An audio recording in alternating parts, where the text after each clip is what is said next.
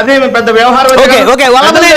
వంశీ గారు ఏంటి ఎపిసోడ్? పక్కన ఎవరున్నారు? వైసీపీ వాళ్ళు ఎవరన్నా ఉండి పాపం ఆయన ఆత్మగౌరవం భంగం కలిగించే విధంగా ఆయన మద్యం మత్తులో తూలుతూ ఆయన స్నేహితుడు ఆయనకు భోజనం తినిపించే వీడియో ఎవరు రిలీజ్ చేశారు? అంటే ఇప్పుడు ఆయన వైసీపీలోనే ఉన్నాడు కాబట్టి ఇప్పుడు వైసీపీ వాళ్ళు రిలీజ్ చేశారా లేకపోతే టీడీపీ వాళ్ళు రిలీజ్ చేశారా అంటే ఏం చెప్తారు?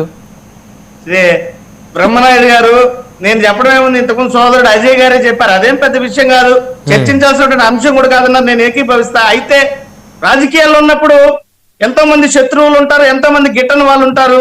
ఒక ప్రదేశానికి వెళ్ళినప్పుడు ఈరోజు మద్యం సేవించడం అనేది అదేమి పెద్ద నేరం అయితే కాదు కదా. దానివల్ల ఎవరిని ఆయనేమో అక్కడ ఇబ్బంది పరిచినటువంటి పరిస్థితులు లేవు.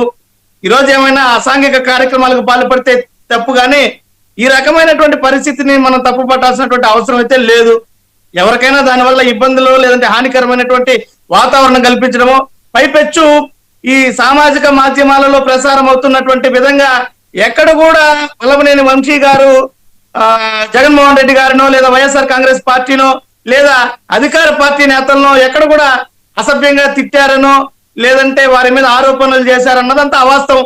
ఆ వీడియోలో ఎక్కడ కూడా ఏమాత్రం కూడా ఏ పార్టీ మీద కానీ నాయకుడి మీద కానీ ఆరోపణలు లేవు.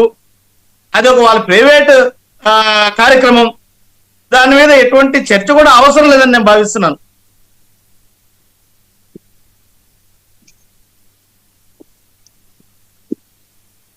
బ్రహ్మనాయుడు గారు,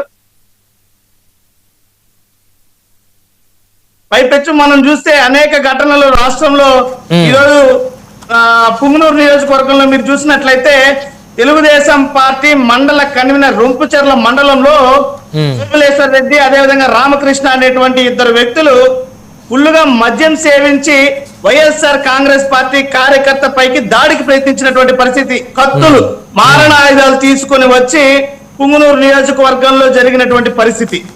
ఇలాంటి అసాంఘిక కార్యక్రమాలకు పాల్పడితే తప్పు, కానీ ప్రైవేటు ప్రదేశంలో జరిగినటువంటి విషయాన్ని తప్పు పట్టాల్సినటువంటి ఆవశ్యకత ఉండదని నేను భావిస్తున్నా. ఓకే మస్తాన్ గారితో